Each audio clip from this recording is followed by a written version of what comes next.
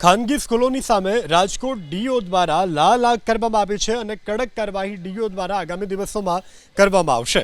બેફામ ખાનગી સ્કૂલો વિરુદ્ધ રાજકોટ જિલ્લા શિક્ષણ અધિકારીએ કરી કડક કાર્યવાહી। શિક્ષણ વિભાગના નિયમોને ઘોડી અને પી ગયેલી અને રાજકીય પગ ધરાવતા ખાનગી શાળા સંચાલકો વિરુદ્ધ જિલ્લા શિક્ષણ અધિકારીએ લીધા આકરા પગલાં। फायर सेफ्टीનો અભાવ, વેકેશનમાં શૈક્ષણિક કાર્ય ચાલુ રાખવા, ચોક્કસ જગ્યાએથી સ્ટેશનરી અને યુનિફોર્મ ખરીદવા, વાલી વિદ્યાર્થીઓને દબાણ કરવા સહિતના મુદ્દે જિલ્લા શિક્ષણ અધિકારીએ 25 ખાનગી સ્કૂલોને નોટિસ ફટકારી છે।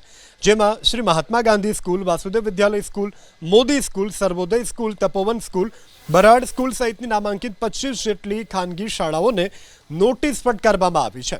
જો સ્કૂલો નોટિસનો યોગ્ય ખુલાસો નહીં આપે તો તેમના વિરુદ્ધ નિયમ મુજબ કડક કાર્યવાહી કરાશે। સ્ટેશનરી અને ગણવેશ મુદ્દે કેટલીક સ્કૂલને નોટિસ ફટકારવામાં આવી છે।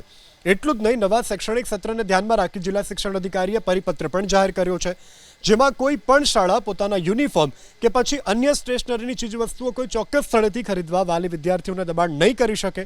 જો કોઈ શાળા આ પરિપત્રનું ઉલ્લંઘન કરશે તો તેના વિરુદ્ધ કડક કાર્યવાહી હાથ ધરાશે।